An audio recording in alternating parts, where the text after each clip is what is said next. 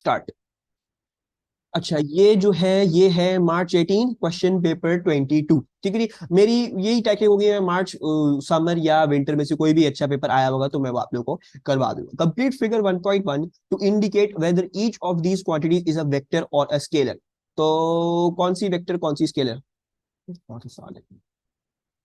First vector, बाकी दो scalar. Yes, so this is vector, this is scalar. Speed scalar, ठीक है जी। Velocity होती है वेक्टर, और ये भी स्केलर। इजी पीजी, 2 मार्क्स दिए हुए हैं। इतनी आसान 2 मार्क्स जिंदगी में कभी ना मिले हो। अच्छा जी, ये क्या है? A ball is projected with horizontal velocity of 1.1 metre per second from point A at the edge of a table as shown in figure 1.2। Projectile motion हमें नजर आ रहा है। The ball lands on horizontal ground at point B, which is a distance of 0.43 meters from the base of the table. Air resistance is negligible. हाँ जी, तो क्या कहते हैं 1.1 metre per second पे हमने प्रोजेक्ट करी, 0.43 मीटर्स बाद जाके ये ग्राउंड पे लगती है। Calculate the time taken for the ball to fall from A to B. तो ए से बी आने के लिए बॉल को कितना टाइम लगा होगा? 0.43 divided by 1.1। Yes Abdullah, you are correct. अगर हम हॉरिजॉन्टल वाली case, sir which paper is this? This is March 18 question paper 22। ठीक है जी, मार्च 18 क्वेश्चन पेपर 22। ठीक है। अच्छा, now if we solve horizontally, तो हॉरिजॉन्टली अगर हम इक्वेशन लगाएं काइनेमेटिक्स की, s equals to ut plus half a t square. s equal to ut plus half a t square, क्यों? बिकॉज मुझे टाइम निकालना है, मुझे डिस्टेंस और इनिशियल वेलोसिटी दी हुई है इन दी x डायरेक्शन। ठीक है जी, तो s equals to ut plus half a t square. इसमें से I know horizontally we have no acceleration, so this become zero. So इधर से फॉर्मूला बन जाता है सीधा सीधा s equals to ut। s क्या है now? Whenever you doing any kinematics का सवाल, कन्वेंशन बनाना नहीं भूलिएगा। तो मैं कह रहा हूँ राइटवर्ड इज पॉजिटिव और प्रोजेक्टाइल मोशन है तो दो कन्वेंशन आते हैं, एक राइटवर्ड्स एक डाउनवर्ड्स। एस क्या थी? एस थी 0.43। यू क्या थी? वो थी 1.1, 1.1 थी, 1.1 थी, राइट? 1.1। एंड ये टाइम हमें निकालना है। व्हाट इज द टाइम की value coming out to be? I believe it should be working out to be a 0.391, right? And you guys are correct, बिल्कुल। दो सिग्निफिकेंट लिखेंगे हम, इसको 0.39 लिख देंगे। Very good. Use your answer in B1 to determine the height of the table. Height कैसे निकालेंगे? हमने B1 में निकाला है time, how do I work out this height? ठीक है, अजीब सवाल है। S equal to ut plus half a t square. Very good, सबने दोबारा से जो है एक आंसर हमें और भी क्लियर हो गया कि हम क्या क्या लेंगे सब चीजों को। S equal to ut plus half a t square. इस दफा कौन सी डायरेक्शन में? इस दफा हम लेंगे वर्टिकली। ठीक है जी, मैं इधर लिख भी देता हूं, this is horizontally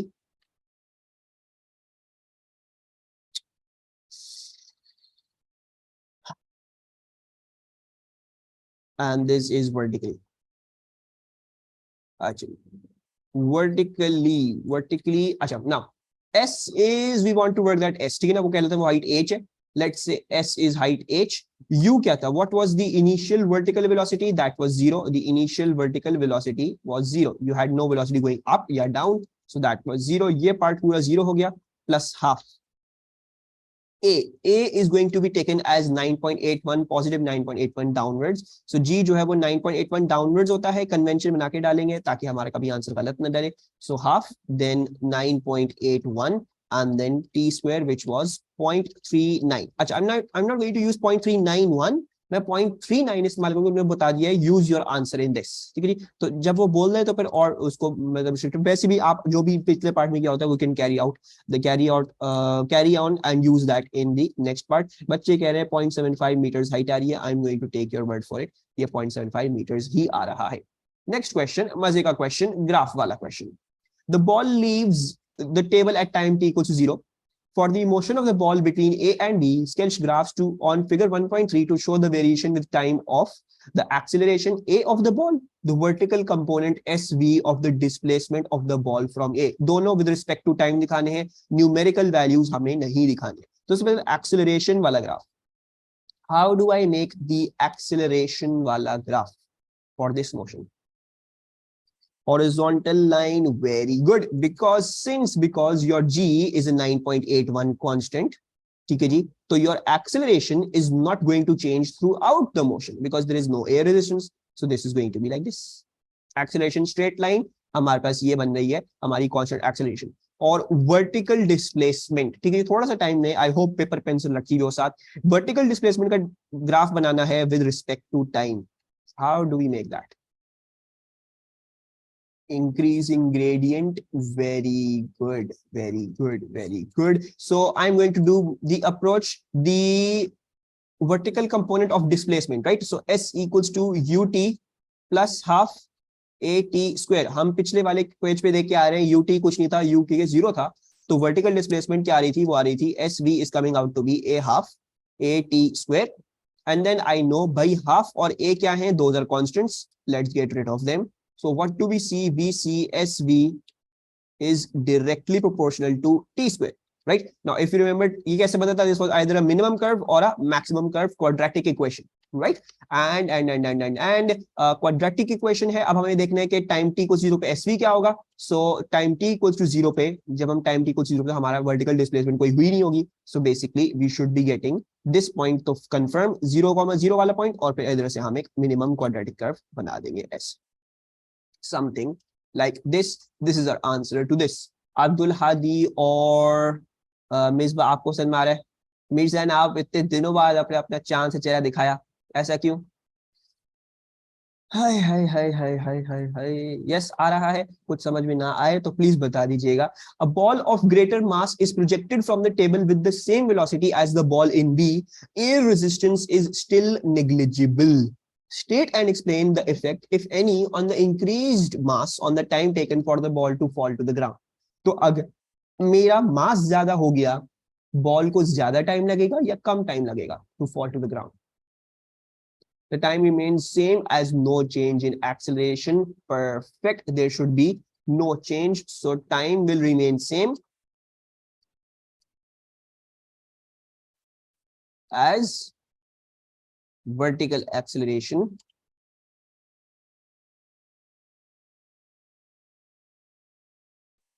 Acceleration is still equal to g. ठीक है जी। अच्छा जी, ये भी लिख सकते थे या ये भी लिख सकते हो कि बिकॉज देयर इज मास नहीं आता किसी भी kinematics equation, right? You can write that as well कि v equals to u plus at, for example s equals to ut plus half at square, and v square equals to u square plus 2as। ठीक है, आप ये भी लिख सकते हो कि किसी भी काइनेमेटिक्स इक्वेशन में मास का कोई मेंशन ही नहीं है, तो मास से कुछ फर्क नहीं पड़ेगा। सो मास है ही नहीं तो मास, you don't care about the mass. Mass change भी कर दिया तो that does not change anything in kinematics वाले सवाल। Explain what is meant by work done. Work done क्या था? What is the definition for work done? Force into distance moved in the direction of the force. Wow, that was really quick, माशाल्लाह से। Force into distance moved along line of action of force. Kinetic energy. Kinetic energy की definition क्या थी? Energy gained due to motion of an object. Yes, very good. So energy possessed by an object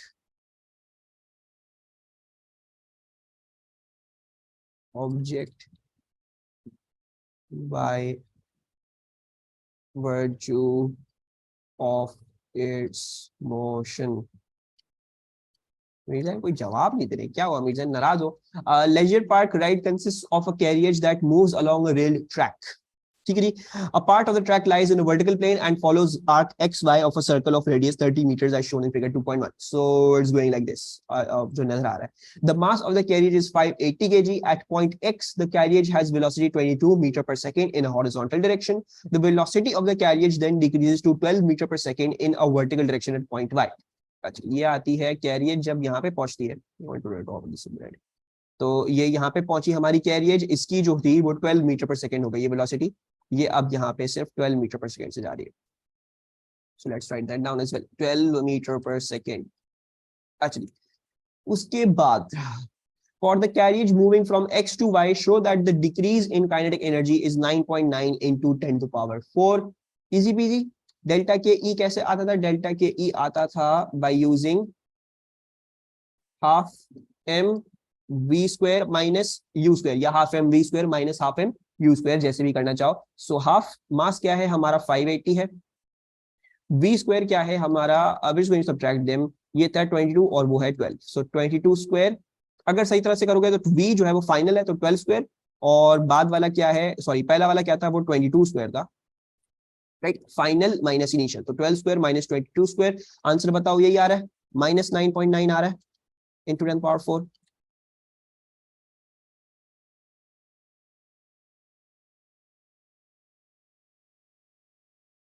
22 minus 12 भी होगा, नहीं मैं बता रहा हूँ, यस यही आ रहा है। अच्छा अच्छा yes Eamon, you can also do 22 square minus 12 square, right, उससे फिर आंसर पॉजिटिव में आएगा, right।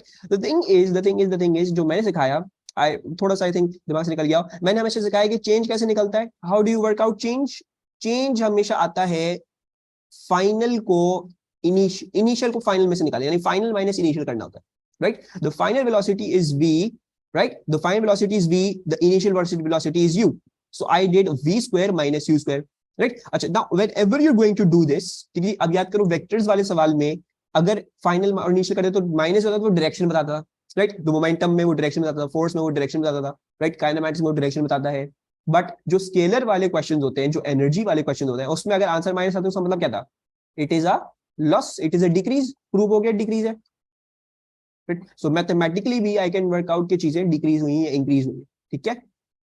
एक्चुअली आ जाते हैं इधर, calculate the gain in gravitational potential energy, okay जी, फॉर्मूला तो सबको पता होगा, what's the formula and what should I be taking as the height, 13 as height, yes, let's do that, so delta gpe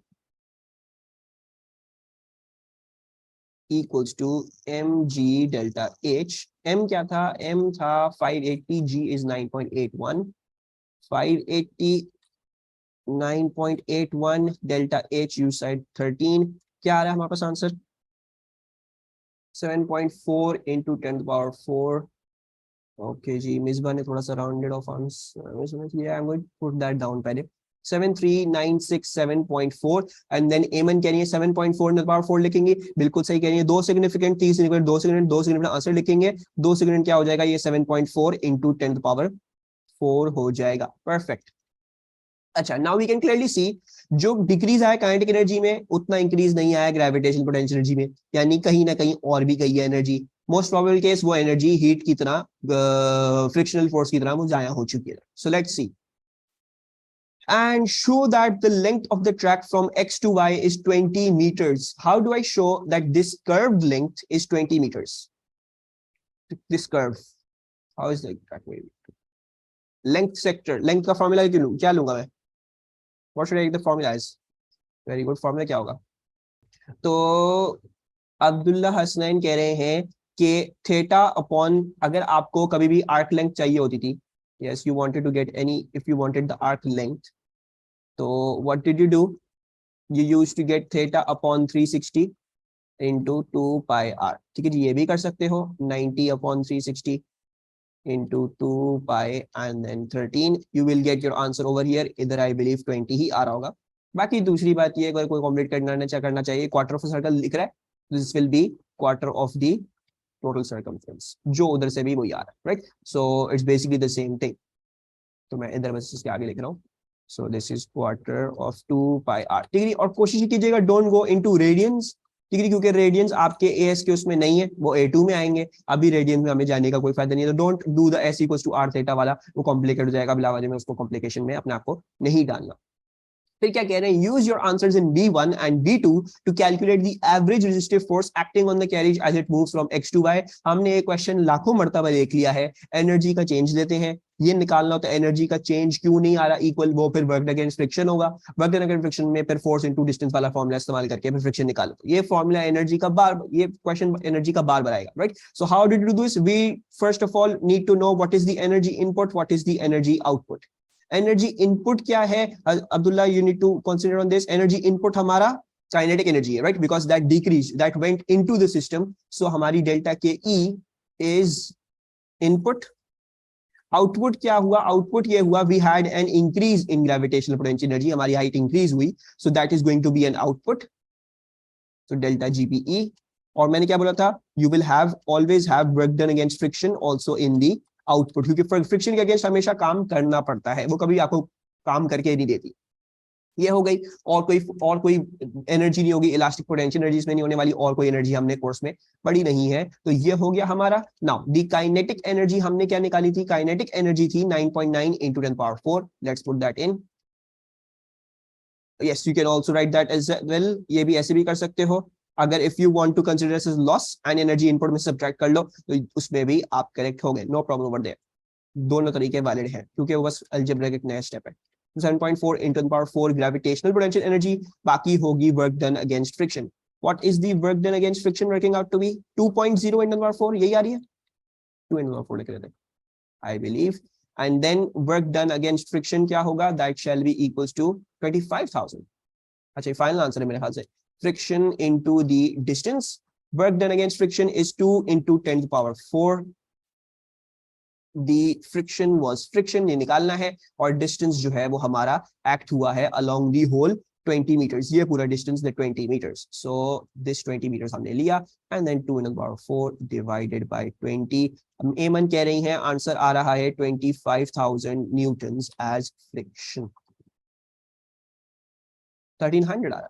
अच्छा 1300 आ रहा है, एक सेकेंड, 25,000 क्यों आ रहा था फिर पहले?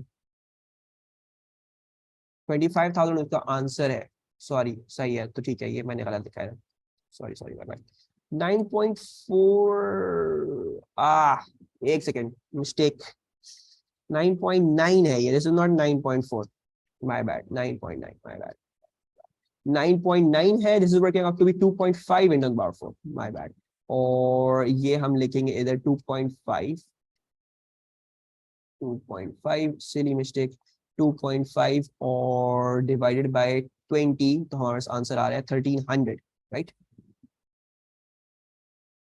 so this is 1300 newtons as our frictional force, right? ऐसा ही है ना, सारी मिस्टेक्स क्लियर हो गई।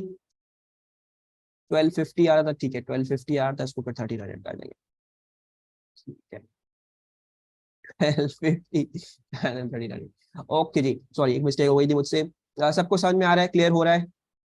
ये क्वेश्चन बहुत दफा है, आप अब तो मैं बेजार आ चुका हूँ, ये वर्क डन अगेंस्ट और ये एनर्जी वाले सवाल कभी कोई डिफरेंट करके आते नहीं है। फिर क्या कह रहे हैं? Describe the change in the linear momentum of the carriage as it moves from X to Y.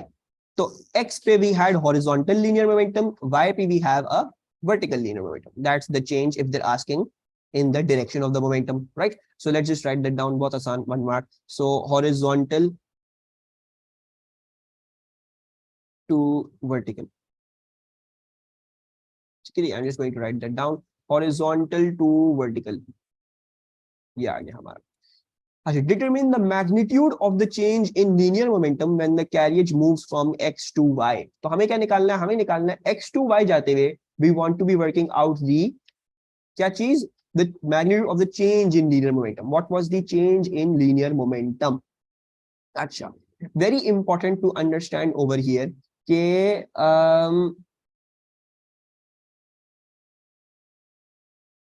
Momentum is a vector quantity, ठीक है जी। हम मोमेंटम्स वाले जो चेंजेस निकाला करते थे when we used to use what, when we used to use the moment change of momentum will equal to momentum final minus momentum initial, उसमें ये दिमाग में रखना बहुत जरूरी था कि उसमें एक ही लाइन ऑफ एक्शन में आपके मोमेंटम्स चेंज हो रहे थे, राइट। जब भी हम सीधा सीधा वेक्टर में जब दोनों सेम लाइन ऑफ एक्शन होते हैं हम आराम से कर लेते हैं उसको माइनस से ऐड करके, जो भी होता है व्हाटएवर, ठीक है, क्योंकि वेक्टर्स जब एक लाइन ऑफ एक्शन हो तो प्लस माइनस आराम से जाता है। जब वेक्टर्स जो हैं वो दो डिफरेंट डायरेक्शन जाते हैं, यानी अगर मुझे पता है यहाँ पे मेरा मोमेंटम ऐसा है, मुझे पता है यहाँ पे मेरा मोमेंटम ऐसा है, तो इनको एड अप करने के लिए, इनके बीच में चेंज निकालने के लिए what will I have to do? I will have to do vectors. मुझे वेक्टर्स के थ्रू सॉल्व करना है, मुझे मतलब मुझे वो रिजल्टेंट वाली चीज निकालनी पड़ेगी, मुझे I have to do the whole working over here because ये दो डिफरेंट डायरेक्शंस है। You can't just go on, इसको कहोगे अच्छा ये मोमेंटम ये था, ऐसा मोमेंटम ये था, दोनों सब्ट्रैक्ट कर लिया आंसर आ गया, know that will be wrong. Why? Because this is a vector quantity. अगर एनर्जी होती तो हम फिर भी कर लेते, लेकिन वेक्टर क्वांटिटीज को कभी ऐसे नहीं करेंगे। अच्छा, सबसे पहले तो इधर आ जाते हैं कि ये हुआ क्या है। सबसे पहले तो we had a horizontal momentum, right, some sort of horizontal momentum हमारे पास था। वो क्या था? वो था 580 into 22, right? That was 580 into 22, whatever this momentum was, that was 580 into 22।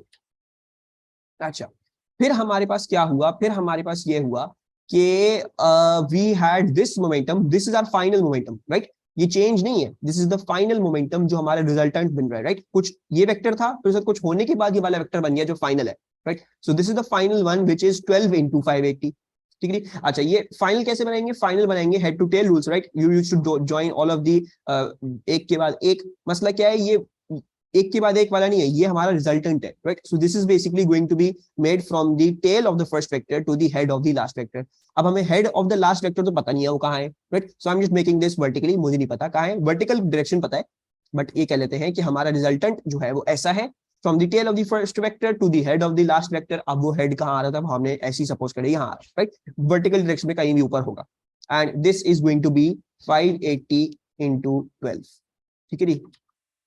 This is 580 into 12, this is my resultant. अच्छा जी, अगर मेरा ये रिजल्टेंट आ गया तो चेंज वाला वेक्टर कौन सा होगा? चेंज वाला वेक्टर ये वाला होगा, right? This is the vector that has brought the change in this direction to that direction, right? So अब हमें क्या नजर आया? This is a 90 degree, we can see that। और अब अगर मुझे ये निकालना है whatever this momentum is, ये कैसे आएगा? Because this is Pythagoras theorem, so 580 into 22 whole square plus 580 into 12 whole square, and then whole under root, you should be getting your change in momentum over here। मुझे सब answer भी बताएं और ये भी क्लियर करें, any problems with this question? सबको समझ में आया? 14534 14534, yep, and we'll give this to 1.5 into 10 to the power 4। Any problem with this question?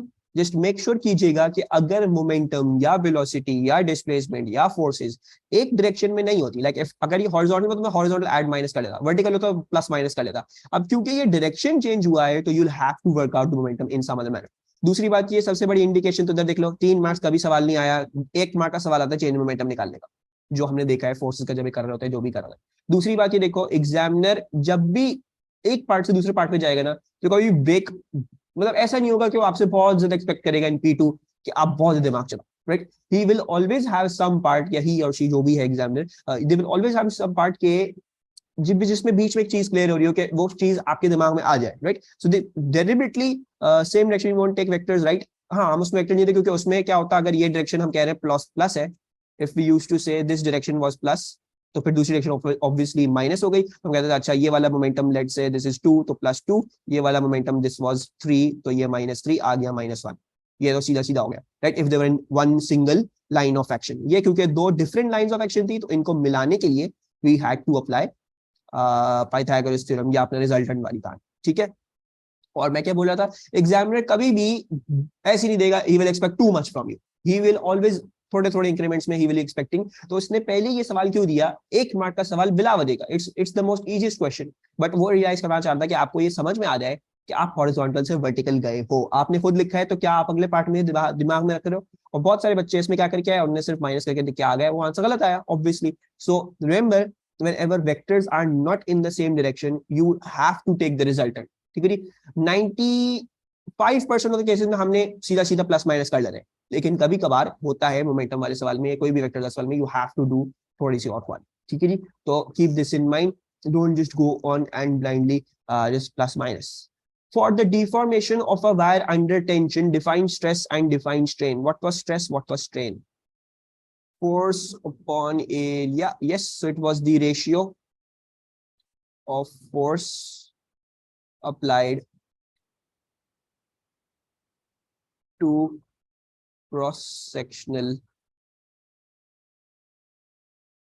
Area, ठीक है? और ने पहले से ऊपर लिखा हुआ है कि for the deformation of wire under tension, तो मैं नीचे लिख रहा for a material under stress, already ऊपर लिखा हुआ है। स्ट्रेन क्या था? It was the ratio of change in length upon original length, extension to original length. So ratio of change in length to original length. Perfect. Okay ji, a wire is fixed at one end so that it hangs vertically. The wire is given an extension x by suspending a load F from its free end. The variation of F with x is shown in figure 3.1. ठीक है जी, Hooke's law भी हो रहा है. The wire has cross section area this much and original length this much. Describe how measurements can be you taken to determine accurately the cross sectional area of the wire. तो कैसे हम measurements लें कि इसका cross sectional area हम आराम से निकाल सकें. हमने क्या पढ़ा था, what did we use? Micrometer screw gauge. अच्छा, एक मार्क तो मिल जाएगा माइक्रोमीटर स्क्रू गेज से करेंगे. और क्या क्या चीजों का ख्याल रखना पड़ेगा? We discuss in Young modulus वाली एक्सपेरिमेंट. एक तो माइक्रोमीटर स्क्रू गेज इस्तेमाल कर लिया, फिर माइक्रोमीटर से डायमीटर मेजर करेंगे, 3-4 बार रीडिंग लेंगे और सर्कमफ्रेंस एंड देन एवरेज करना. It's not under stress. नहीं मिसबा वो नहीं. जो दूसरा पॉइंट आया सेवरल मेजरमेंट्स. ठीक है जी, सेवरल मेजरमेंट्स, बहुत सारे पॉइंट्स में मेजरमेंट्स लेंगे और एवरेज कर देंगे. 2 मार्क्स हो गए. तीसरा मार्क किस चीज का? अनसर्टेनिटी. नहीं नहीं अब्दुल्ला, अनसर्टेनिटी नहीं. अब्दुल कह रहा हूँ, अब्दुल्ला कह रहा हूँ, अब्दुल हादी नहीं. सर अनसर्टेनिटी नहीं. एक और फॉर्मूला लगाएंगे, a equals to pi D square upon 4. तो we need 3 marks over here. क्या लिखेंगे? We will use a micrometer screw gauge to measure the diameter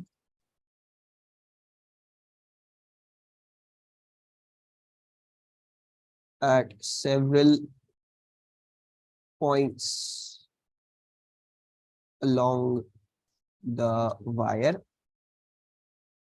and then average them. Area can be worked out using area equals to pi d square upon 4. तो ये हो गया हमारा 3 mark का answer. ठीक है जी, एक इंस्ट्रूमेंट, एक कैसे करोगे और तीसरा फॉर्मूला. ठीक है जी, वेरी इंपॉर्टेंट. आ जाते हैं अब इधर. वेरी गुड, जिस सिस्टम में आंसर दिए. Determine the young modulus E of the material of the wire. क्या दिया हुआ है? फोर्स एक्सटेंशन ग्राफ दिया हुआ है. ठीक है जी, फोर्स एक्सटेंशन ग्राफ दिया हुआ है. तो मेरे हिसाब से let's use the linear law वाली चीज, उससे कर लेते हैं. सो लीनियर यंग मॉड्यूलस क्या था? Young modulus was F into L upon area into delta L.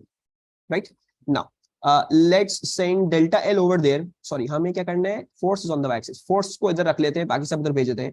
So this will become E A upon L into delta L, right? And that should be equals to the force. E A upon L into delta L will equals to force. Actually, now this is on the y-axis. This is on the x-axis extension, and this is going to be the gradient of the graph. Y equals to mx वाली graph है और straight line through the origin होनी चाहिए. Straight line through the origin. क्यों? Because there is no y intercept, so there is no c. So Young modulus कैसे निकलेगा? Young modulus निकलेगा by e a over l. क्या है? That is basically equal to the gradient. तो Young modulus is basically gradient into length upon area. So let's जल्दी से workout the gradient and फिर आगे करते हैं कहानी. ग्रेडियंट का सबसे अच्छा तरीका, अगर 0 0 वाला पॉइंट है, 0 0 वाला पॉइंट ले लो और फिर कोई भी ये कहते हैं ये ले लेते हैं. This is 0,0, this is 0.8,4. ठीक है जी, let's say this is x1 y1, let's say this is x2 y2. Force newton में दी हुई है, x मिलीमीटर में दिया हुआ है, इसका ख्याल रखना पड़ेगा. y2 minus y1, 4 minus 0, 4 minus 0 Newton's में है. सो 4 अच्छा, I'm just going to write this as, एक काम करते हैं, इसको कर देते हैं. m into area upon length, sorry, m into length upon area. अच्छा, now this will be y2 minus y1 upon x2 minus x1 into length upon area. y2 क्या था? y2 was 4. y1 क्या था? y1 was 0. ठीक है, तो 4 minus 0 and then 0.8 minus 0. 0.8 में conversion डालनी पड़ेगी, मिलीमीटर्स में है हम, तो 0.8 minus 0 मिलीमीटर्स को मीटर्स में कन्वर्ट कर लेते हैं, 10 to the power minus 3. Length क्या थी हमारी? एरिया क्या था हमारा? ये पिछले पेज पे दिया हुआ था. ओरिजिनल लेंथ 2.5 थी, एरिया था 9.4 into 10 to the power minus 8. 2.5, 9.4 into 10 to the power minus 8. What is the answer that we're getting? 1.3 into 10 to the power 11. One बहुत राउंडेड ऑफ आंसर देती है. एक second, I need to see. 1.33 in the power 11. ठीक है, 1.33 into 10^11। ठीक है जी। Two significant क्यों? Because 2.5 two significant, 9.4 two significant, तो हमने इसको भी टू सिग्निफिकेंट लिख दिया।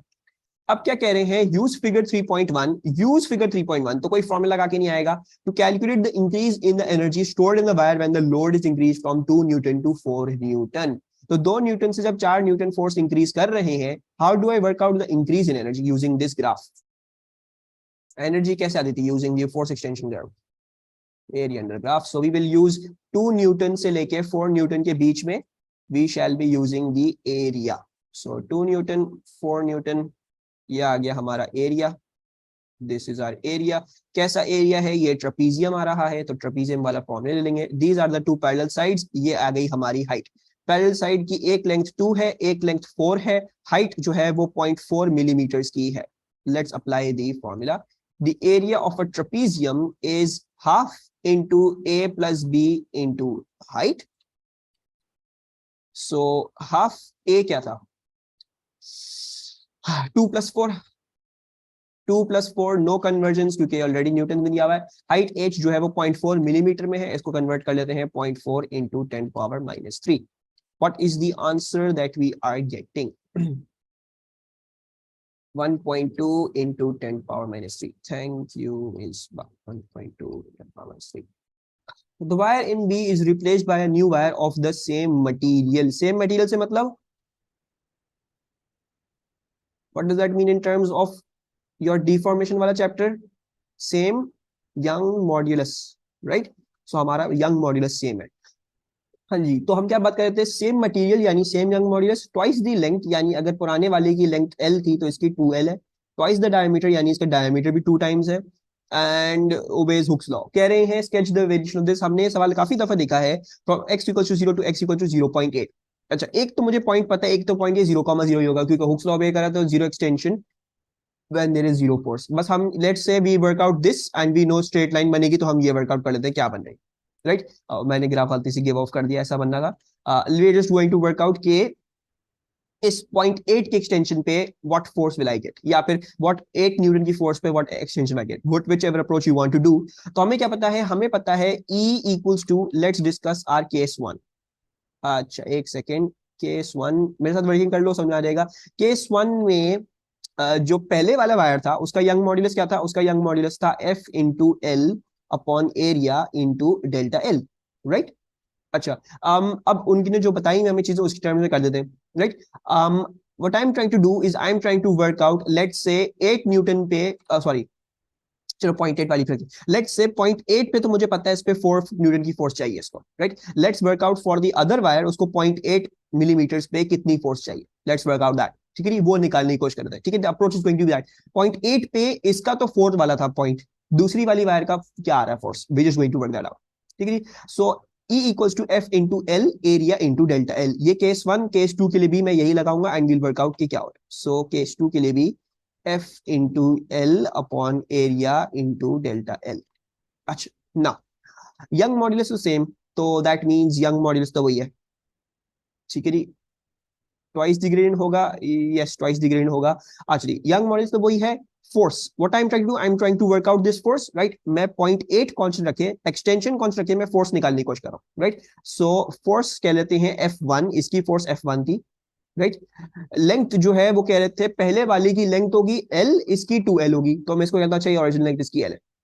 इसका जो डायमीटर था पहले वाले का वो था सिर्फ D, बाद वाले का 2D हुआ है, सो आई एम गोइंग टू से अच्छा ये πd² था। और इसकी एक्सटेंशन क्या, क्योंकि मैं एक्सटेंशन सेम ले रहा हूं, I am taking extension of 0.8 millimetres, तो मैं क्या कर रहा हूं, मैं इधर वो एक्सटेंशन डेल्टा एल डाल रहा हूं, कोई L1 L2 नहीं कर रहा, मैं इसको वैसे ही लिख रहा हूं, डेल्टा एल करके लिख रहा हूं क्योंकि दोनों के लिए सेम। अच्छा, इधर भी लिख लेते हैं यंग मॉड्यूलस, इसका भी ई है, राइट। फोर्स निकालना चाह रहा हूं मैं इस पे, क्या है F2। लेंथ उन्होंने बोला उसकी ट्वाइस द लेंथ है। डायमीटर के बारे में उन्होंने क्या बोला, डायमीटर के बारे में बोला कि उसका डायमीटर भी ट्वाइस है, यानी π2d² है।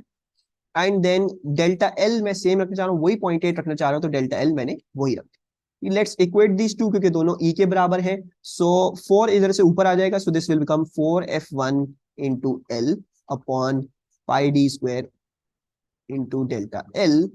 ये क्या हो जाएगा, ये हो जाएगा 2F2L अपॉन, और ये जब करोगे तो ये बनेगा पाई 4d² अपॉन 4, राइट। 4 कैंसिल, ये सिर्फ रह जाएगा पाई d²।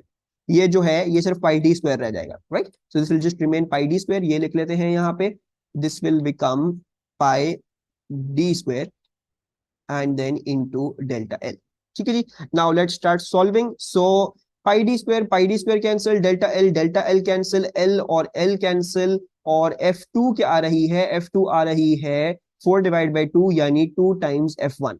यानी जो पहली वाली फोर्स थी उसका 2 टाइम्स मिलेगा हमें ऑन द सेम एक्सटेंशन। तो इसका मतलब यह हुआ कि 0.8 मिलीमीटर में अगर ये 4 आ रहा था तो दूसरी वाली का 0.8 पे 4 का ट्वाइस यानी 8 आएगा। So this is the point and you draw a straight line from here to here, that's that. ठीक है, एनी प्रॉब्लम, सबको समझ में आया? State the conditions required for the formation of a stationary wave. क्या क्या कंडीशंस थी? Same frequency, wavelength and in opposite direction. Two waves must travel in opposite direction, very good. ठीक है, so two waves of the same nature must travel opposite to each other।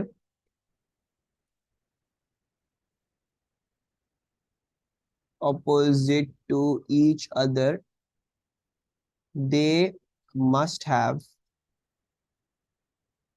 same frequency, wavelength and velocity, and must overlap या superpose, and must overlap slash superpose। ठीक है जी। Obviously दोनों opposite direction में तो जा रही है लेकिन एक दूसरे को आके लगे भी, सॉफ्टवेयर फंस गई है for some reason of superpose. ठीक है जी। The sound from a loudspeaker is directed by a microphone that is connected to a cathode ray oscilloscope. Figure 4.1 shows the trace on the screen of the CRO। ठीक है जी। In air, the sound has a wave has speed of this much and wavelength of this much. Calculate the frequency of the sound wave। I believe वो इधर से निकलेगी। Time base setting बताइए उन्होंने नहीं, ये उन्होंने मेरे ख्याल से स्पीड और वेवलेंथ दे दी है। लेट्स इसको पहले से कर लेते हैं। v equals to f lambda. So velocity is 330, frequency हमें निकालनी है, वो नहीं पता, और 0.18 ये हमें दिया हुआ है। फ्रीक्वेंसी क्या आ रही है? वेव्स की एक अच्छी बात होती है, सवाल एक ही आते हैं उसकी और कोई है। Are we getting 1800? We're getting 1800 hertz। I will write this to 2 significant 2 significant, तो हम इसको 1800 ही लिख देंगे। 1833 आ रहे हैं, okay 1833.33। actually determine the time based setting in second per centimeter of the CRO। actually CRO की निकाल लेते हैं। अब let's first of all work out के ये कहां से कहां तक की बात है जो हमें ये निकालनी है। ठीक है, अच्छा I am going to take these 2 points. इन दोनों पॉइंट्स के बीच में एक क्या होगा, मेरा टाइम पीरियड होगा, right. I have a time period between these 2 points. Let's start counting how many boxes this is. So ये आधा बॉक्स, 1 2 3 4 5 6 7 8 9 10 11 12 13 14 15 16 17 18 19 20 21 22 23 24 25 26 और 26। अच्छा जी, 26 पूरे पूरे बॉक्सेस है और एक आधा बॉक्स यहाँ पे और एक आधा बॉक्स यहाँ पे, right. So that means these are 27 boxes in total. That is the time period. मेरा टाइम पीरियड 27 बॉक्सेस पर मैप्ड है। ठीक है जी, so let's do that. Okay जी, नीचे आ जाओ, बहुत जूम इन हो गए हैं। फ्रीक्वेंसी दी हुई थी हमें 1800। Now you can use the exact frequency as well, या फिर अपने लिए थोड़ा सा करना चाहिए। I am going to use the exact frequency ताकि मेरा टाइम पीरियड बहुत राउंड ऑफ ना आए। I am going to use 1 upon 1833। What is the time period that we are getting? Right, time period कैसा था? 1 अपॉन फ्रीक्वेंसी से। So I have just done that. 1 upon frequency से मैंने 1 upon 1833 डाल के I worked out the time period. 5.45 into 10 power minus 4, 5.45 into 10 power minus 4। This is the time period. अच्छा, time period अब निकाल लेते हैं भाई। हमें पता है कि 5.45 into 10 पावर माइनस 4 क्या है, कि 27 बॉक्सेस पर है, right. It is on 27 boxes. What I am trying to find out? I am trying to find out 1 centimetre में कितने सेकंड आ रहे हैं। एक सेंटीमीटर कितना है? 1 2 3 4 5, it is 5 boxes. So basically I am trying to work out भाई 5 boxes में कितने आ रहे हैं, ये बता दो। And let's say that's x। Let's use unitary method, ये ऊपर मल्टीप्लाई ये इधर मल्टीप्लाई, और x आ जाएगा हमारे पास 5.45 इंटू 5 इंटू 10⁻⁻⁴ डिवाइडेड बाई 27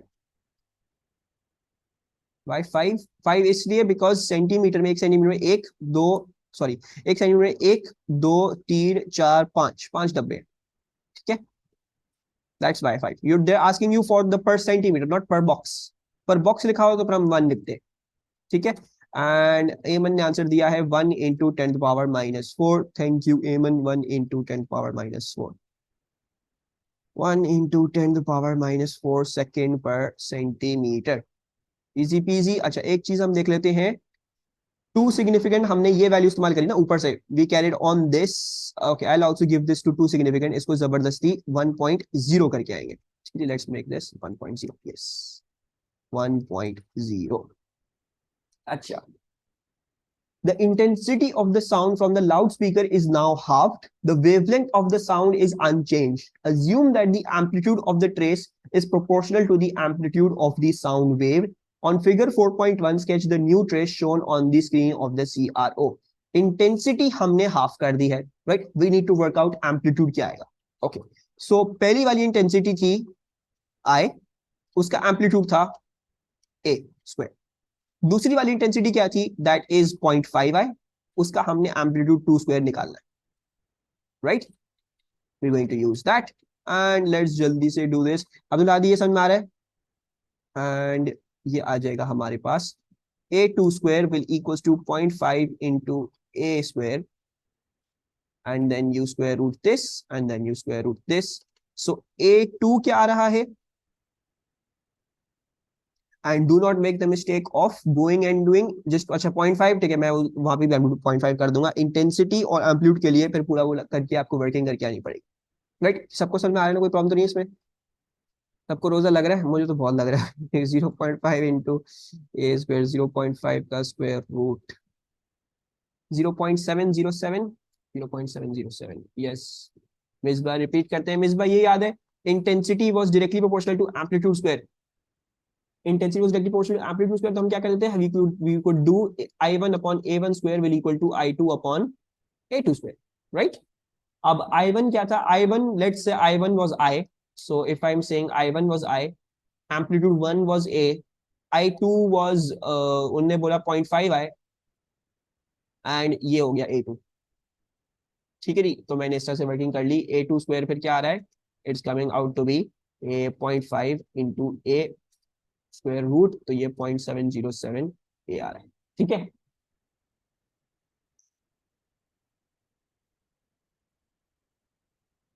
अच्छा, now 0.707 A, that is A2। अच्छा 0.707, हमने इसका सिर्फ 0.707 दिखाना है, ठीक है जी। अच्छा एम्पलीट्यूड पहले देख लेते हैं, एम्पलीट्यूड आ कितना रहा है? I believe this is the mean line. 1 2 3 4 5 6 7 8 9 10 11 12, these are 12 boxes. ये एम्पलीट्यूड, पहला वाला जो एम्पलीट्यूड है वो 12 बॉक्सेस का है, right. We want to work out क्या? We want to draw 0.707 of 12, right. So 0.707 of 12 वो कितना आ रहा है? वो आ रहा है 8.484, right. So 0.707 into 12, that is 8.5 boxes. We need to draw दूसरे वाले ट्रेस का एम्पलीट्यूड कितना? 8.5 बॉक्सेस तक हमने वो दिखाना है, right. So let's count that down. 1 2 3 4 5 6 7 8 और 8.5 ये यहाँ पे आ गया। यहाँ पे ये ओवरलैप करेंगे जीरो वाले पे, ये वाला एक, सॉरी, 1 2 3 4 5 6 7 8 और 8.5 ये यहाँ तक आ गया। 1 2 3 4 5 6 7 8 और 8.5 ये बुक्स ये यहाँ तक आ गया। Let's draw our wave. Wave जो है वो कुछ ऐसे बन रही है।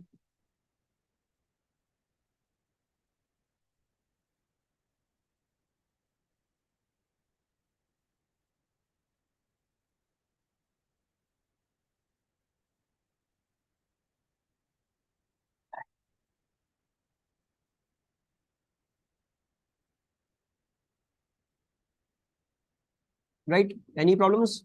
अब जो इसमें इंटेंसिटी को हाफ करके एम्पलीट्यूड को भी हाफ करके आ गया, उसके मार्क्स चले गए। You have to draw a wave that is basically 8.5 boxes अब, ठीक है, और उसके लिए इतनी क्वारी करनी पड़ेगी, there is no other way around it. Any problem? सबको समझ में आ रहा है?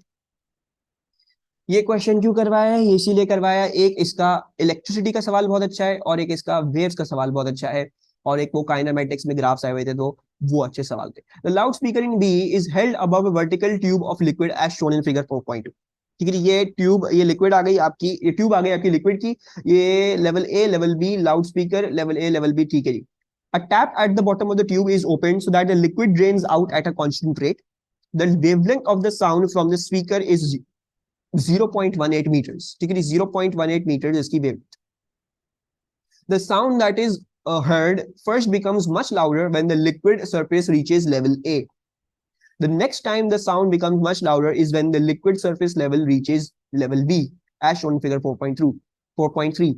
Calculate the vertical distances between level A and level B. तो अगर याद हो ये क्या चीज थी, this was working out the velocity of sound using the water tube वाली experiment, वाटर कॉलम वाली एक्सपेरिमेंट। तो रिमेंबर करो इसमें क्या था, यहाँ पे इसके मुंह पे, स्पीकर के मुंह पे एंटी नोड बनता है, और जहां पे पॉइंट ऑफ रिफ्लेक्शन होगा, पानी पहले यहाँ पे था तो ये पॉइंट ऑफ रिफ्लेक्शन वहां पे नोड बनेगा। सो पहली वाली हार्मोनिक जो थी वो ऐसी थी, दूसरी वाली हार्मोनिक में एंटी नोड, सॉरी, दूसरी वाली हार्मोनिक में नोड यहाँ पे बन रहा था। सो दूसरी वाली हार्मोनिक जो थी वो कुछ ऐसी थी। राइट, सबको याद आ रहा है? So we have something like this. Now this is the distance between level A और लेवल बी के बीच में क्या है, दो नोड्स के बीच का डिस्टेंस है। राइट, दो नोड से सेपरेटेड है बेसिकली, नोड टू नोड वाला distance. What is distance between two nodes? किसी को याद है? नोड एंड नोड, एक स्टेशन में दो नोड्स के बीच में डिस्टेंस क्या आता था? Half lambda, yes. तो 1/2 lambda. So that shall be 0.18 into 0.5 into 0.18. I believe that's coming out to be a 0.09, right? 0.09 आ रहा है। और how should I be writing this answer down? कैसे लिखूं इस आंसर को? 0.1 लिखूं या 0.09 रहने दूं या कोई और तरीके से लिखूं? 0.090, perfect, because why? Two significant, इस आंसर को जबरदस्ती टू सिग्निफिकेंट करना पड़ेगा। एनी जीरोस दैट प्रीसीड, चाहे वो डेसिमल से पहले आ रहा हो चाहे वो डेसिमल के बाद आ रहे हो, जो भी जीरोस प्रीसीड कर रहे होते हैं, ठीक है जी, और किसी कोई नंबर उनसे पहले नहीं आ रहा हो, तो ये सारे इनसिग्निफिकेंट है। 9 वाज वन सिग्निफिकेंट, तो हमने इसको जबरदस्ती यहाँ पे 9 जीरो लगा के we made this to significant. अच्छा, on figure 4.3 label with the letter N of the position of the nodes, ये हमने पहले ही कर दिया, ठीक है जी, हमने पहले ही कर दिया, ये हमने नोड मार्क कर दिया, ये नोड और ठीक है, हमें करने की जरूरत नहीं है वो दोबारा।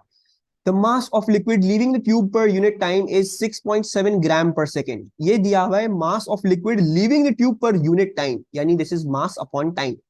Mass divided by time, that is 6.7 gram per second. तौबा, अच्छा।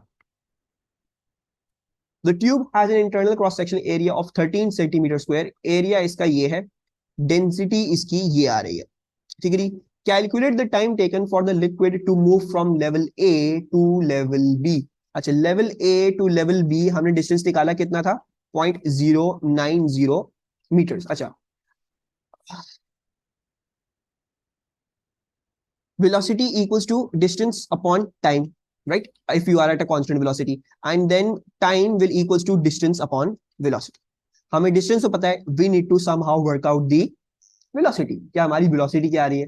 उसके लिए उन्होंने क्या दिया है? उसके लिए उन्होंने हमें दिया है the mass flowing per unit time, the area and the density. We need to work out whatever this velocity is. अच्छा, now if we recall, density का formula क्या था? That was mass upon volume, right? I'm going to tackle this in a different way. Explanation ज्यादा complicate नहीं करना चाह रहा हूँ।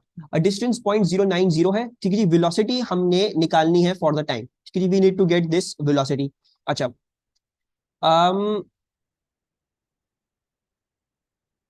Density equals to mass upon volume, ठीक है, मास अपॉन वॉल्यूम। अच्छा, वॉल्यूम कैसे आता है? That comes out through area into length से, राइट? अच्छा, एंड देन अगर मैं ये कहूं कि मैं लेंथ को ऊपर ले जाऊं, डेंसिटी को ले आऊं, तो लेंथ कैसे आएगी? वो आएगी mass upon area into density से, right? Mass upon area into density से आएगी मेरी लेंथ, राइट? अच्छा, ना the important thing to realize over here is the important thing to realize over here is के हमें मास नहीं दिया हुआ, हमें मास पर यूनिट टाइम दिया हुआ, right? We have been given mass per unit time. सो जब हम मास पर यूनिट टाइम देंगे तो हमारे पास इधर भी लेंथ पर यूनिट टाइम आएगा, और वो लेंथ पर यूनिट टाइम क्या है? वो वेलोसिटी है जो हम ढूंढना चाह रहे हैं, right? It is the velocity we are trying to find out. Distance upon time, what is the velocity? जो हम ये basically that's the velocity I am trying to find. अच्छा, एक तो तरीका ये है विच सीम्स प्रिटी हार्ड ये समझने का कि अब तुम इसके अंदर प्लग इन कर लो, ये लेंथ अपॉन टाइम आएगा, वेलोसिटी आएगा, वेलोसिटी आके इधर डाल दोगे, टाइम आ जाएगा, ठीक है? एक तो तरीका ये सीम्स अ बिट हार्ड, एक तरीका मैंने इसलिए एक्सप्लेन कर दिया। दूसरा तरीका देख लेते हैं। दूसरा तरीका क्या कर सकते हैं? Density equals to mass upon volume, right? Let's work out कि यहां से ए से बी जाने को, जो पानी जो गया है ए से बी, उसको ए से बी जाने के लिए वो उस मास, सारे मास को फ्लो करने में कितना टाइम लगा? लेट्स वर्क आउट कि उस मास को फ्लो करने में कितना टाइम लगा। अच्छा, now if you see, I know this distance, मुझे पता है ये जो डिस्टेंस है ये 0.090, दिस वन इज ए 0.090, ठीक है? और क्रॉस सेक्शन एरिया मुझे दिया हुआ है 13, right? I can easily work out the volume and then density को भी मैं इस्तेमाल करके what I can do is instead if I remove this and I just do a simpler approach, I can use this, I can work out कि मेरा मास कितना है जो फ्लो आउट होना है, राइट? सो बेसिकली वो डेंसिटी इनटू वॉल्यूम से आएगा, राइट? डेंसिटी क्या है? डेंसिटी मेरी 0.79 है। वॉल्यूम क्या था मेरा? That is area into length, so 13 into ये आ गया 0.090। Why am I not converting? Because ग्राम पर सेंटीमीटर क्यूब, सेंटीमीटर स्क्वायर, ग्राम पर सेकंड, सब कुछ ग्राम पर सेंटीमीटर दिया हुआ है, तो मुझे कोई मसला नहीं है, इवेंचुअली सब कुछ कैंसिल आउट हो जाएगा, that's not a problem for me. So let's work out what is the mass that needs to flow out. So if you work out this mass 0.79 into 13 into 0.090, that is working out to be a 0.9243 grams। यानी ए से B जो अगर जितना मास हमने lose करना है, the mass that we need to lose is a 0.9243 grams. We need to lose this much mass to go from A to B. अब हमें क्या दिया हुआ है? हमें बोला हुआ है 6.7 ग्राम पर सेकेंड निकल रहा है मास, राइट? हर सेकेंड में 6.7 ग्राम्स निकलता है, राइट? सो बेसिकली टाइम कैसे आएगा भाई? हमें निकालना है इतना मास 0.9243, और एक सेकंड में कितना निकल रहा है? एक सेकंड में निकल रहा है 6.7। सो इतना मास निकालना है, एक सेकंड में इतना निकलता है। लेट्स वर्क आउट के कितने सेकंड हमें चाहिए होंगे। 0.9243 ये गलत आया, एक सेकंड रुको। 13 और 0.09 था, 0.09 मीटर्स था, माय बैड। 0.09 मीटर्स था, इसको सेंटीमीटर में कन्वर्ट करना चाहेंगे, सो एक दो ये हो गया 9 सेंटीमीटर्स, ठीक है? मैं इधर ऊपर लिख तो रहा हूँ, साइड में लिख देता इधर, 9 सेंटीमीटर्स है ये, my bad. So this is going to be a 9, इधर 9 प्लग इन करना पड़ेगा। 9 सबको समझ में आ रहा है? कोई प्रॉब्लम? अब I feel like this approach is much more easy. 13 into 9, so 0.79 into 13 into 9, that is 92.43 grams, and then 6.7 से हम डिवाइड कर देंगे इसको, ताकि हमारे पास क्या आ जाए? हमारे पास हमारा टाइम आ जाए 92.43। 92.43 divided by 6.7, we are getting 13.7955 seconds। Let's write that down to 2 significant, क्योंकि यहाँ पे सारी वैल्यूज कुछ नहीं है। 14 seconds हमारा आंसर आ गया। सबको समझ में आया? Any problem with this question? I feel like जो पहली वाली अप्रोच थी वो थोड़ी सी मुश्किल थी, ये वाली आसान थी। जस्ट वर्कआउट कितना मास हटाना है यहाँ से, एंड देन उसको फिर हमने मास अपॉन टाइम वाले रेशियो से डिवाइड कर दिया, ताकि हमारे सिर्फ टाइम आ जाए। इधर आ जाते हैं, सबसे पहले रेडियो एक्टिविटी वाला कर लेते हैं। A sample of radioactive isotope emits a beam of beta minus radiation. State the change, if any, to the number of neutrons in a nucleus of the sample that emits a beta minus particle. तो अगर beta minus particle निकलता है तो neutrons में क्या change आता है? What change comes to the number of neutrons? Decreases by 1, right? A neutron converts from a neutron to a proton by changing its downward to an upward. The number of beta minus particles passing a fixed point in the beam are in a time of 2 minutes is this much. Calculate the current in picoamperes by the beam of beta minus particles. Current का formula क्या था? dq by dt. It was the rate of flow of charge. So dq कैसे आएगा? They have given you the number of particles. Yes, dq आएगा हमारे पास the number of particles into the charge of the particles. इस दफा ये electrons ही हैं, so it is the elementary charge इसके लिए, and then elementary charge, electron का एक charge elementary charge होता है, वो ले लेंगे, और time हमें दिया हुआ है, time हम डाल लेंगे. So let's put this in. This is 9.8 into 10 to power 10 into the charge that is given in your data booklet. That's 1.6 into 10 power minus 19. And your time is 2 minutes, yani 2 into 60 seconds. What is the value we are getting? Are we getting 1.31 into 10 to the power minus 10? Is this the answer? 1.31 into 10 to the power minus 10. Yep. अब इसको pico में convert कर लेते हैं. Pico क्या था? 10 power minus 12. तो एक और दो आगे लेके जाना पड़ेगा. 131 into 10 to the power minus 12. Right? Two significant. Let's also quote this answer to two significant. 130 picoamperes. ये हो गया हमारा ये वाला पार्ट भी complete. Last question. Suggest why the beta minus particles are emitted with a range of kinetic energy. ऐसा क्यों नहीं होता कि बीटा माइनस पार्टिकल की हमेशा एक एनर्जी है? ऐसा क्यों होता है कभी कुछ एनर्जी आती है, कभी कुछ एनर्जी आती है, कभी कुछ एनर्जी आती है? What was the reason to that? We discussed this in class, radioactive chapter में, and this you need to know. चलो I'll explain this जल्दी से दोबारा. हमारे पास कौन कौन सी डिकेज हैं? एक alpha decay, right? So let's say you have x, it has n and z. वो जब डिके करता है तो it becomes y, n minus 4 and z minus 2. Yes, n minus 4 z minus 2 plus an alpha that is 4 2 and some gamma radiation maybe. ये है आपकी alpha decay. अच्छा, इसके अलावा क्या है? You have a gamma decay. Gamma decay में क्या होता है? गामा डिके में ये होता है कि x ही रहता है, उसको कुछ नहीं होता, बस एक गामा रेडिएशन आपके पास रिलीज हो जाती है, बिकॉज गामा रेडिएशन इज 0 0. इसके अंदर कुछ भी नहीं होता. It has absolutely nothing. अच्छा, फिर आपके पास है बीटा माइनस. बीटा माइनस में क्या होता है? बीटा माइनस में ये होता है कि ये बन जाता है, let's say this is something now y, और ये हो गया n n ही रहता है, z प्लस 1 हो जाएगा, प्लस एक बीटा माइनस पार्टिकल निकलेगा, दैट 0 माइनस 1. एक इलेक्ट्रॉन एंटी न्यूट्रिनो निकलता है 0 0, और कुछ गामा रेडिएशन निकल सकती है. और जो बीटा प्लस वाला पार्टिकल है एन जेड, वो जब इमिट होता है तो this is an, this becomes Z minus 1, beta plus 0 plus 1, और प्लस इलेक्ट्रॉन न्यूट्रिनो निकलता है इस दफा 0 0, एंड देन गामा रेडिएशन. ठीक है ना? What you need to realise for me, और इसको दिमाग में रखेंगे. ठीक, बहुत सारे लोग ये नहीं पढ़ाते हैं. आई डिड टीच यू, लेकिन आई थिंक मैंने शायद पीडीएफ में एक्सप्लिसिटली ऐसी जगह कोई स्टेट नहीं किया हुआ. The thing is कि देखो, इसमें there is only one particle that needs to be emitted, that is the alpha particle. ये already था, x टूटा है, y बना है, और कुछ टूटा हुआ हिस्सा उसका alpha particle निकल गया. So since this is only one particle, बस सही है. जो एनर्जी मिलेगी इसको हमेशा एक discrete amount of energy मिलेगी, because this is only one particle. It will always get a discrete amount of energy.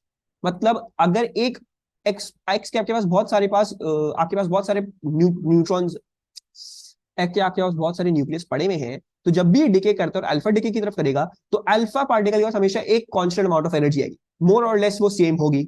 Similarly with the gamma rays, जो ये गामा फोटोन रिलीज होगा, इसकी भी डिस्क्रीट अमाउंट ऑफ एनर्जी होगी, हमेशा constant आएगी. Right? वो क्यों आएगी? वो इसलिए है बिकॉज ये हो ही एक रिलीज है. राइट?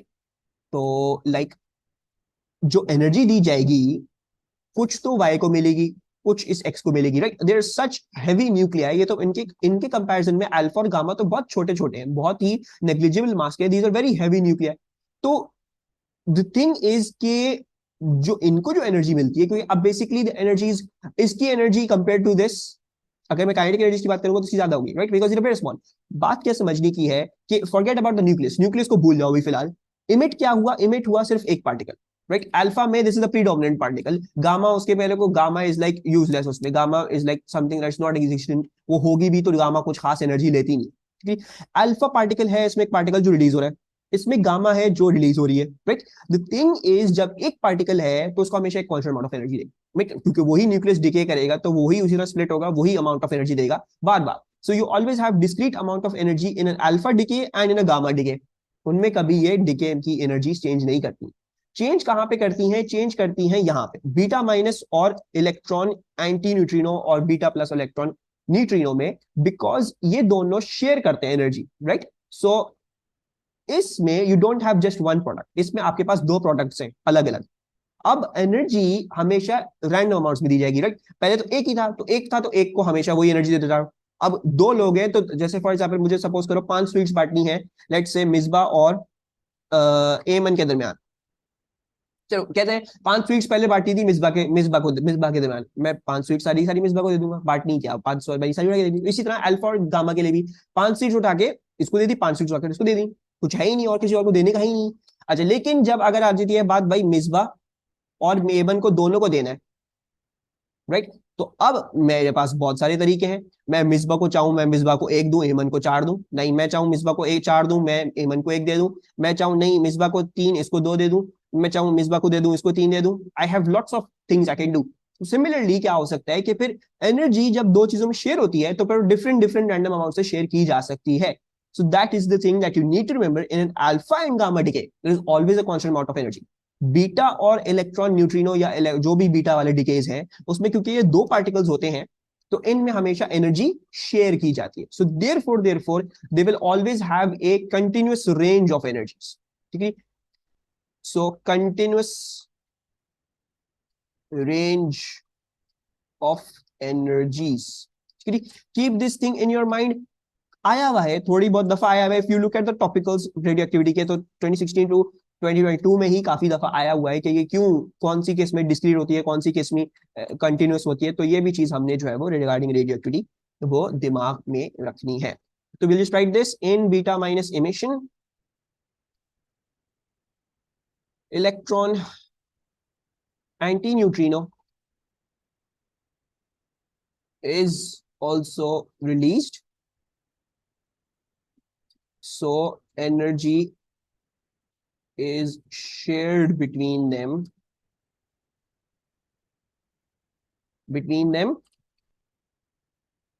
randomly, ठीक है। और इसी तरीके से हमने इलेक्ट्रॉन न्यूट्रिन एंटी न्यूट्रिनो ये डिस्कवर किया था, राइट।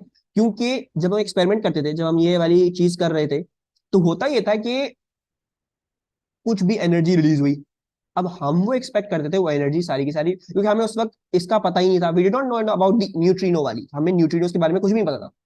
जब भी हम डिके करते थे हम कहते थे यार जो एनर्जी जो मिलती है वो सारी की सारी बीटा माइनस में जानी चाहिए, राइट।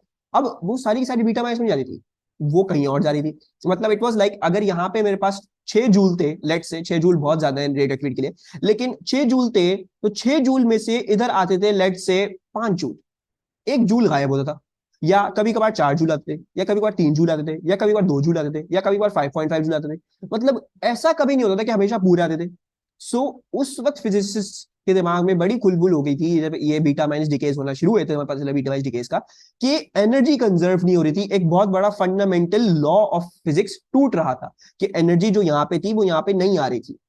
वो इसलिए थी कि हमारे पास अब दो ही तरीके थे। एक तो तरीका ये था कि फिजिक्स का जो ये लॉ है थर्मोडायनेमिक्स का, वो रेडियो एक्टिविटी वाले स्केल पे जाके टूट जाता है और रहता नहीं है। लेकिन ऐसा नहीं हुआ। हुआ क्या, हमने अंदाजा लगाया कोई और पार्टिकल भी है जो हम डिटेक्ट नहीं कर पा रहे अभी तक। Electron neutrino, zero mass zero charge, वो डिटेक्ट करना बहुत मुश्किल होता है इसको, राइट। लेकिन हमने कहा यार हो सकता है कोई ना कोई और पार्टिकल हो। और जब हमने सही तरह से एक्सपेरिमेंट्स करी और प्रॉपरली उसको देखा, तो हमें पता चला हाँ एक पार्टिकल है, ये रहा वो पार्टिकल, ये एनर्जी लेके जा रहा है बाकी। तो this is how you discover the neutrino, ठीक है जी। सो ये है आपकी पूरी कहानी, ये चीज आप दिमाग में रखनी है। State Kirchhoff second law, what was Kirchhoff second law? Kirchhoff second law याद है किसी को? It was sum of EMF equals to sum of PDs in a closed loop, very good, yes. Sum of EMFs equals to sum of PD's, potential differences,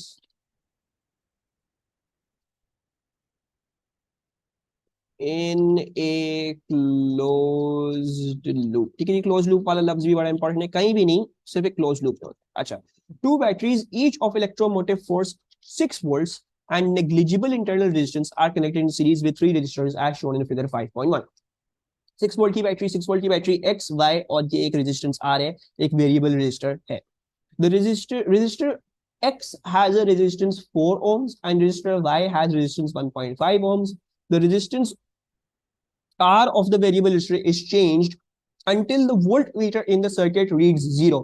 ये voltmeter जो है इसको इतना change करते हैं कि ये voltmeter पर 0 रीड करना शुरू कर देगा. Right? They're asking you to calculate the current in the circuit. सबसे पहले तो ये बताओ, ये जो voltmeter 0 दिखा रहा है, ये क्यों दिखा रहा है? Why is it showing me a 0? किस खुशी में दिखा रहे हैं ये 0? यहाँ तो मुझे क्लियरली दिख रहा है कि एक वोल्टेज होना चाहिए था, right? How come am I getting a 0? Reference battery. अच्छा, मिसबा कह रही हैं let's use Kirchhoff's voltage law. अच्छा, we can also use Kirchhoff's voltage law, लेकिन थोड़ी सी इसमें आसानी रखते हैं अपने लिए. बेसिकली देखो, why is this voltmeter showing me 0? Why is this showing me a 0? एकदम से बिला वजह में क्यों 0 दिखा रहा है? तो बेसिकली ये दिखा रहा है कि वोल्टमीटर क्या लगा, वोल्टमीटर लगा हुआ है इन दोनों पॉइंट्स के cross, right?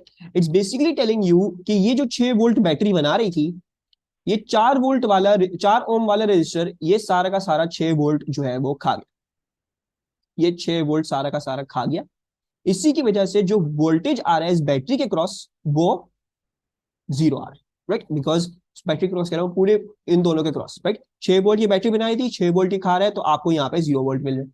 Similarly over here ये 6 वोल्ट बना रही है, ये रेजिस्टर कुछ खा रहा है, let's say some x volts, it's eating some x volts, और x क्या है उसको a कर लेते हैं क्योंकि x ऑलरेडी इस्तेमाल किया हुआ है, और ये रेजिस्टर कुछ खा रहा है b volts, right?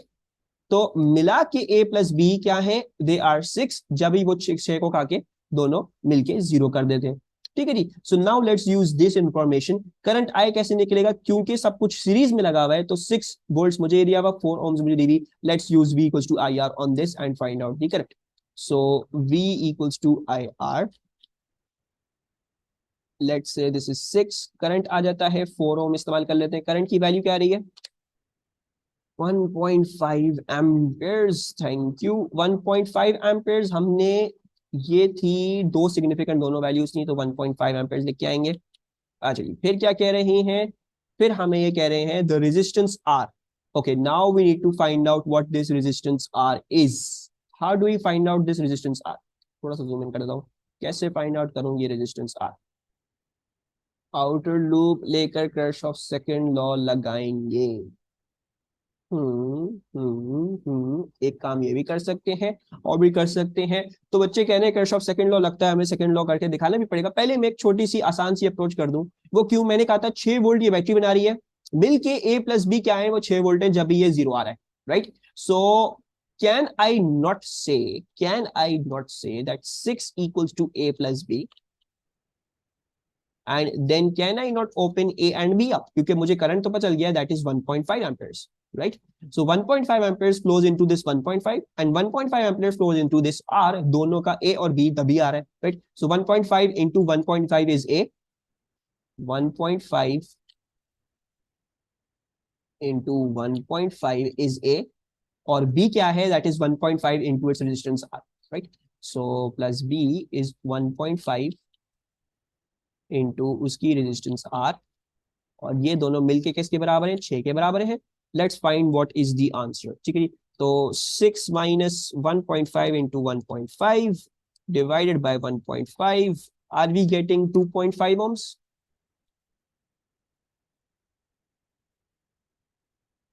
Yes, we are getting 2.5 ohms. और कुछ पार्ट है, फिर मैं किरचॉफ वोल्टेज लॉ भी दिखा दूं जरा, क्योंकि 2 दफा वो चीज आई है. अच्छा, ये बात डिस्कस करते हैं. अच्छा, बच्चे कहते हैं किरचॉफ वोल्टेज लॉ भी, वो भी मैं दिखा दूं. बच्चे सही बोल रहे हैं, कोई गलत बात नहीं बोल रहे. जब भी एग्जाम ने ऊपर भी डिस्कस किया है कि शायद अगर किसी को इस बात से क्लिक कर जाए तो वो इस तरह से डिस्कस कर ले, उस तरह से कर ले. अच्छा, अगर मैं लगाता किरचॉफ वोल्टेज लॉ तो I could have applied it in this loop. मैं किरचॉफ वोल्टेज लॉ इस लूप में भी लगा सकता हूं, and I can also put in Kirchhoff voltage law in this loop. ठीक है जी. जब भी आप वोल्ट मीटर एम्प मीटर को रख के बंद कर देते हो सर्किट को, तो यू कैन यूज दैट. अच्छा, लेट्स से कि मैं अगर किरचॉफ वोल्टेज लॉ लगा रहा था इन दिस लूप, और हम कहते हैं कि मुझे ये नहीं पता है 6 वोल्ट है. ठीक है. Let's try to find out the let's try to find out the current in the circuit. ठीक है, using Kirchhoff's voltage law in this loop. I am going to call this loop 1. ये मेरा loop 1 है. तो KVL in 1। अच्छा, तो क्या करते थे हम, करते थे we used to make a reference battery plus minus, right. Plus minus हमने मार्क किया। अब रेफरेंस बैटरी को इस्तेमाल करके हम क्या करते थे, we used to mark down दी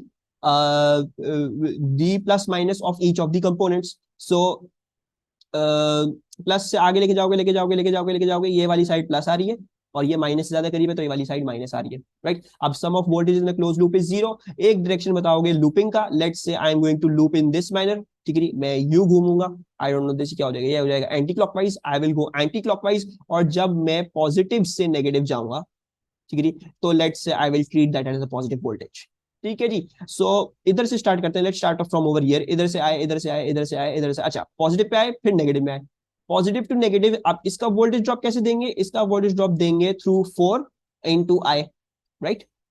और ये पॉजिटिव टू नेगेटिव था, तो I will treat its voltage as a positive 4 I. And then फिर मैं बैटरी के -6, नेगेटिव से पॉजिटिव गया हूं, तो this voltage will be taken as a -6। और sum of voltage in the close loop क्या होता है, वो होता है 0। सो इधर से आपके पास आई आ सकता था कि it was 1.5 amperes, KVL in loop 1, ठीक है। फिर हमें अब्दुल्ला ने बोला था कि पूरे बड़े वाले लूप में आप केवीएल लगा दो, उससे फिर हम ये रेजिस्टेंस ढूंढ सकते हैं, तो वो भी अब्दुल्ला ने गलत बात नहीं बोली थी।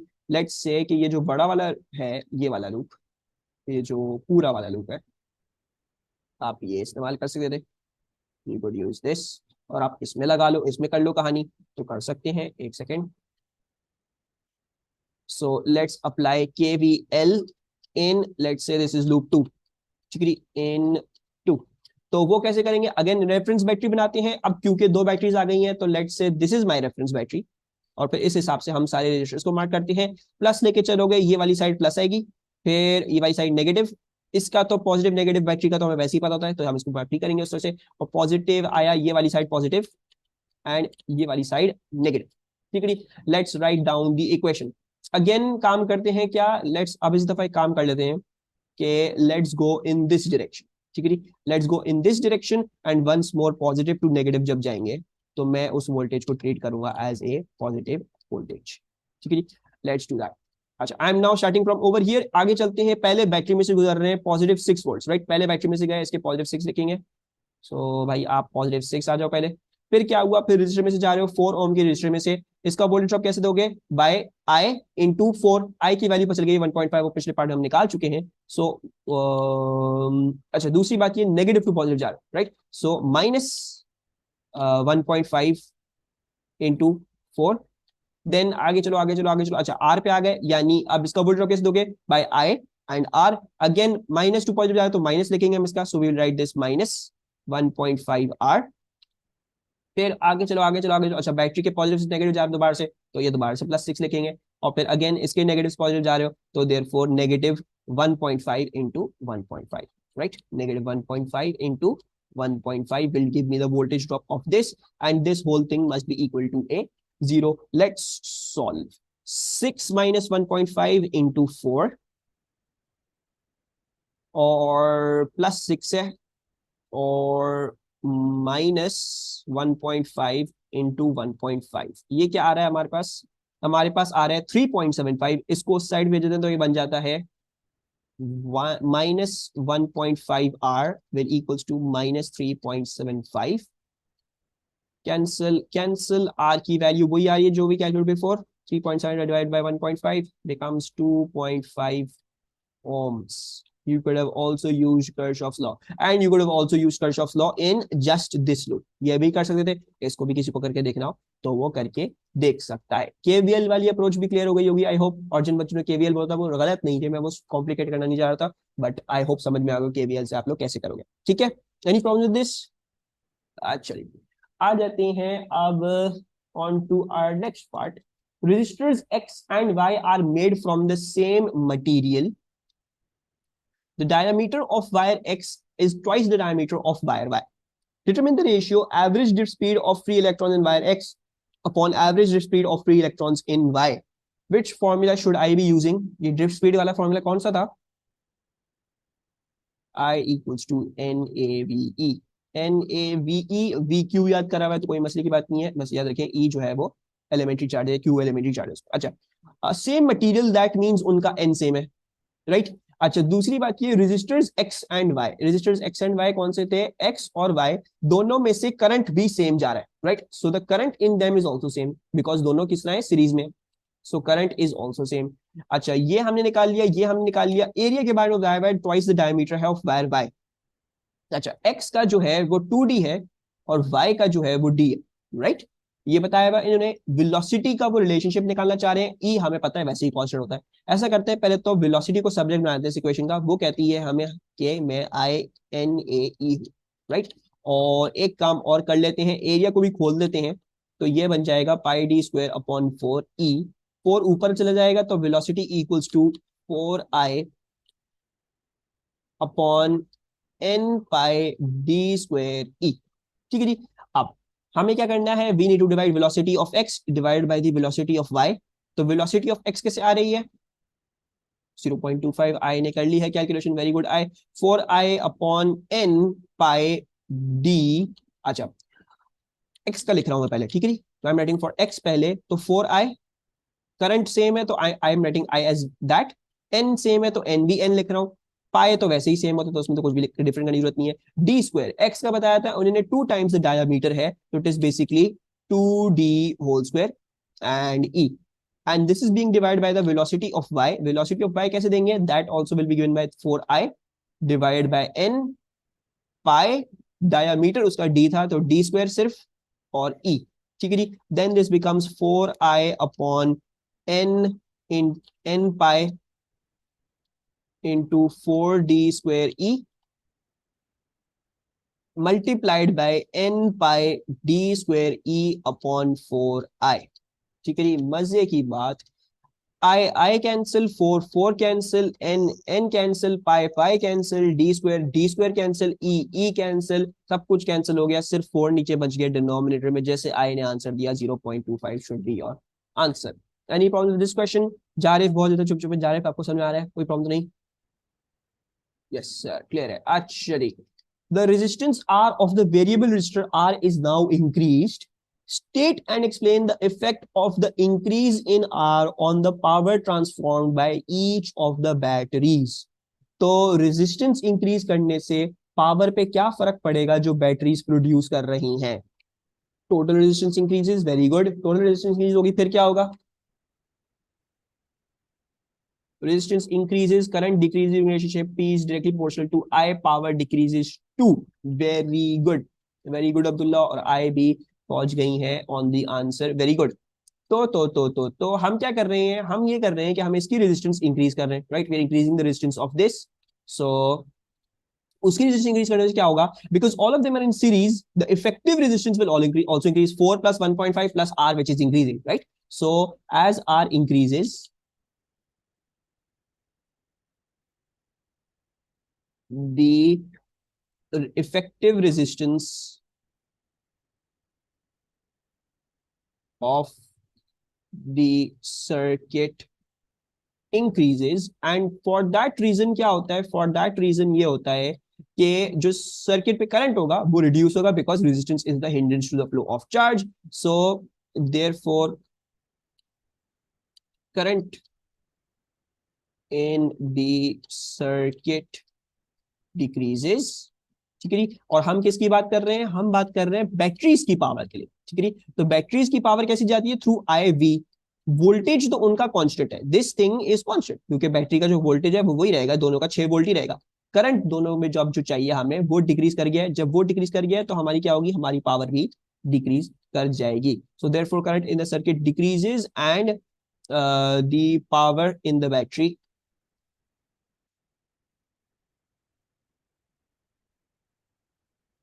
given by P equals to IB will also decrease. Easy peasy. And with this, we are done with your कौन सा पेपर, March 18 question paper 20।